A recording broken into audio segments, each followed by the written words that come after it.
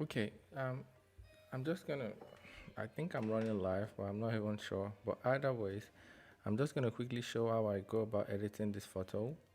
So I put up a photo. I put up this. Previously, I put up a low-key version of this very photo, and it was a really simple, cool one light setup. I mean the low-key version of it. And when I say low-key, I basically mean the dark version of it. And I'm just going to quickly re-edit this version, and it's something that's really simple, and it shouldn't take so long. So basically I'm going from this to this to this. Okay, so I'm going to go here and I'm going to delete all the stuff I've done before, which wasn't a lot, but I'm just going to do a live retouch. So basically this is straight out of the camera. This is straight out of the camera. um, it's a two light setup. One light as a background, which is like 120 centimeter. Then there is a key light, I think it's a 80 centimeter, and a reflector. Just by looking in the eyes, you can tell. So this is straight out of the camera. And to edit this photo, I mean, the end result, I want it to be black and white. And I want it to be something, the skin should be black. And I want the colors and the gold to remain. So what do I do? The first thing I do is I come here, I go to black and white version, black and white adjustment layer, sorry. And I basically take down the reds and the yellows, because generally that's where the skin tone lies, right? I tweak it to my taste, depending on how far I want to push it. Maybe something like this. I think this is looking good. But basically all I've done here is I've just tweaked the yellow and the red, because always that's where the skin color always lies in the yellow and the red channel. So I think something like this is looking good. Maybe this is too much. Maybe we go for 30, something like this. Okay, so I leave it like this. Then I go to my mask and I grab a black brush, because it's a white mask. So I grab a black brush, and basically what I'm doing is I'm going to mask out. I switch to black, go to 100%. Maybe I make it even hard. Maybe I increase this a little bit. Maybe I take the hardness to maybe 70% hardness. And basically all I'm going to do is I'm going to go somewhere here and then just use B and brush it out, you know, because the black brush, basically what it does is it hides the adjustment layer, where it hides the effect. Basically it makes the effect invisible. So what I'm doing now is I'm just removing the black and white from the crown to make it, let me zoom out, something like this, you know. So just to save time, I'm not going to be too precise. I'm just going to do it kind of quick, something like this. Come here, remove, just to keep this golden thing, just to make the gold color pop. It's not so complicated, just usually you might want to take a few minutes, to do it properly. But just for this video purpose, I'm going to be very quick. And I come here as well and I paint it out from here. And I come here and I paint it out from here, something like this. I'm basically just masking out the black and white. That's all I'm basically doing. And I'm going to zoom in because, I've missed a spot, right? This shouldn't be colored. All I need to do is I switch my brush and basically paint this back with a white brush. What I always say to people is, Photoshop is all about masks and layers and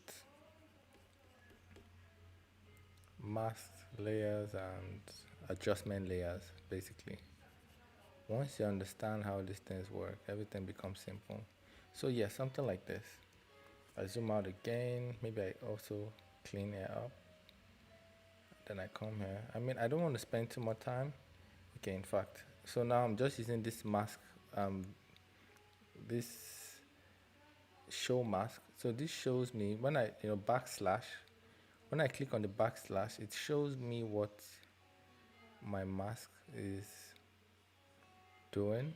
It shows me the area of the mask that, you know, the red,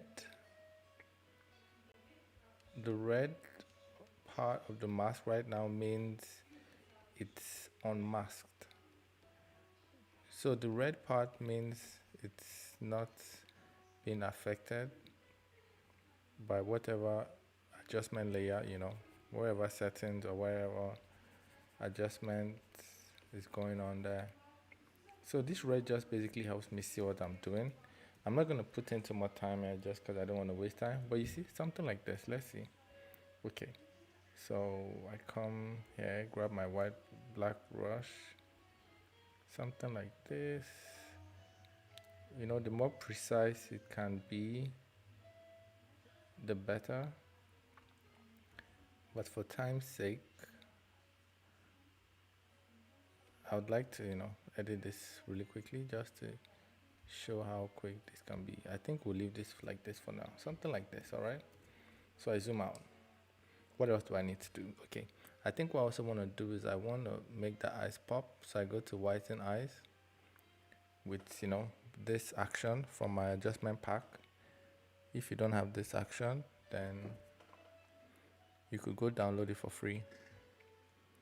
So it's doing what it's doing. It's doing what it's doing.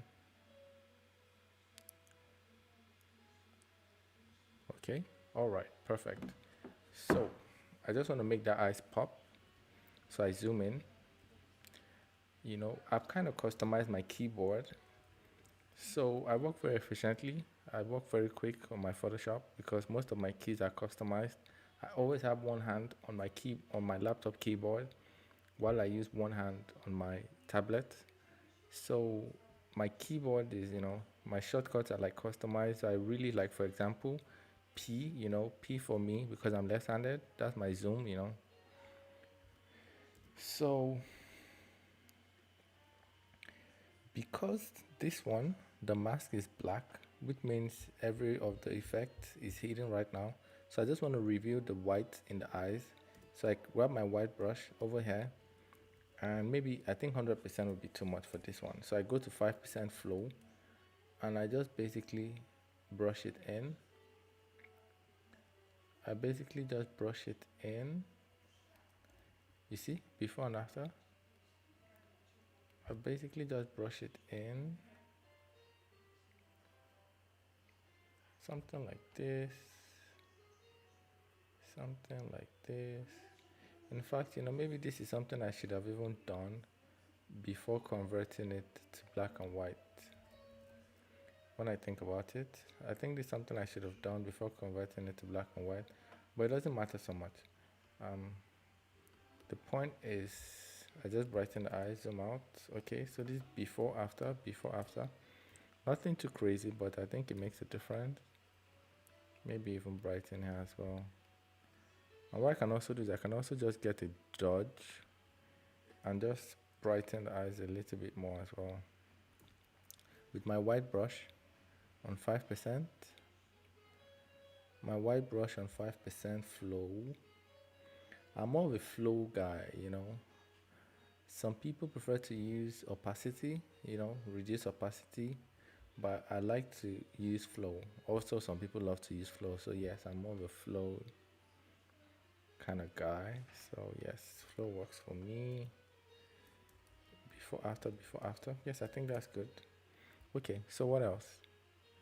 What else? What else? What else? Okay, so just to keep it simple, I take this and I stamp all visible layer. Then I go to my camera raw and I basically take the clarity and bump it up. You see? 100, that's a bit extreme, but yes, just to show, maybe 85 would be good. But you see, this is before and this is after, before, after. You see the whole lot of difference that makes. Okay, so this is cool, right? I could stop here if I wanted, but usually what I always do is sometimes this white, I don't like my white like pure white. I would like to bring down that white a little bit. So I use the levels adjustment layer. I go to levels and usually right now it's probably about 255, If I check it's probably about 255. So what I like to do is I like to kind of bring it down a bit. I like to bring it down a bit. Something like this. I think something like this is good. Something like this is good. Save. If I wanted to leave it like this, I could leave it like this. If I wanted to just, tone the colors a bit, I could go to my color balance. All right. I go to my color balance and basically just see, just tweak it to tastes, tweak it to what makes sense to my eyes. Something like this is looking good. You see? I just put some reds in the mid-tone. Let's go to the highlight and see. Something like this is looking good. I put -5. So I put negative. Basically I added 5 yellow to the highlight. You see, before, after, and I don't want to do too much. Shadows, I don't want to really do too much. No, I'm gonna leave the shadows. Something like this.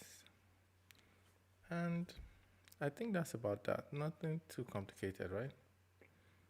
You know, you could just maybe bump up the contrast a little. Something like this. If I really wanted, then I could go do my global dodge and burn. For this one, for the dodge and burn, usually the brush goes to 1% flow, and usually the brush is super soft, so 0% hardness. And I just kind of exaggerate something like this. So I'm on the burn right now, I'm on the dodge right now, and I'm just gonna kind of exaggerate just make it more, yeah, something like this. Nothing too crazy. But what we're gonna be doing here, this is not a dodge and burn, lesson, but in fact, to be honest, it doesn't even need so much, to dodge but I'm just showing what I would do generally. Then I'm on the burn now. Burn simply means darkening. So you darken what is originally dark. You don't just randomly go and put the dark stuff somewhere. What we're just doing, we're just exaggerating the features, to make it, you see, before, after, before, after. If I deepen this, if I deepen this, if I deepen these edges, overall it just adds a little bit, but I think everything is fine. This very image doesn't need too much of that. Let's make the VV. This image doesn't need too much of that. So I click save. And that's pretty much about it. I changed the size because usually 4000 is too much. So I pretty much changed it to about 1080, depending on where it needs to go. And that's that. Nothing too crazy. That's that. That is that. And just like that, we've gone from this to this. Just like that. Nothing too crazy. This white now, basically how I control this white is I always use the levels. The levels is how I, kind of tweak this white. Sometimes I bring it, a bit down depending on how far I want it to go. And sometimes when I want to bring down this white to this level, something like this, but I don't want it to affect my image. I want it to only affect the background. Maybe 215. I think 215 is good. Okay. So right now, the levels adjustment is affecting the overall image. If I come here and this called blend if, you see, I just double tap. What I've done is I'm going to cancel this and I'm going to do it again. Basically, I just double tap this section, tap, tap, double tap, it pops up. That's the easy way to do it. If you want to do it the hard way, you click on right click, you click on blending option, you get the same result, but that's a waste of time. So yes, it's called blend if. So basically, if I don't want that particular levels layer to affect the overall image, I want it to affect only, you know, the whites in the background. So with the blend if now, I get to take it out of the image, and you see something like this. What I'm doing is I'm just basically taking it outside of the image of the darks, and I think something like this is fine. Maybe I split it. Yeah, I think something like this. Yes, and I just save it, not to go too crazy. Another trick to make this gold pop is I go to my black and white. I hold this down because I know that I've masked out the crown and the hand piece. So I just select it and I go to lookup color lookup table, and I click on that. But I want it on the top.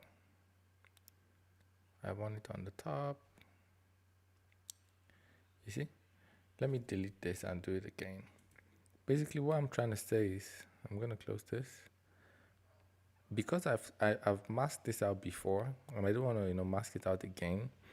I go to my black and white layer where I know I've masked it. I click on command and I select. It automatically makes a selection of the, it makes a selection. If you look, it makes a selection of the crown and the handpiece, right? You can see that right here. So I click on this again. In fact, I can click on this. You see what it does? It makes a selection of the crown and all that. So with that in mind, I can now go to the top. Then I go to adjustments. I hold down command and I click on my color lookup. Okay. I want this on the top. So yeah, something like this. And what I could do now is, if you look at this color lookup, it automatically also has the same selection of the crown and and the handpiece. So I go to this thing called Ember. Oopsie. Okay. So I invert my mask. Boom. You see? That's a bit crazy, right? It's extreme. So I just come here and just kind of bring it down a bit, something like this. Maybe that's still too much. And I press 15. Maybe 15 is good. And I just save it. And I think that would be that. A friend of mine told me to try this out. And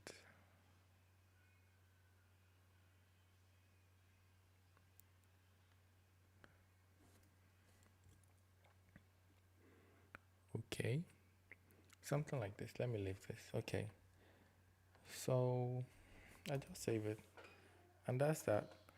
We go from this to this, real quick. All right, well, I just wanted to quickly try out this live stream stuff. This is basically my first YouTube live video. I'm not even sure it's live right now, but all right. Thank you for watching and bye for now. Okay.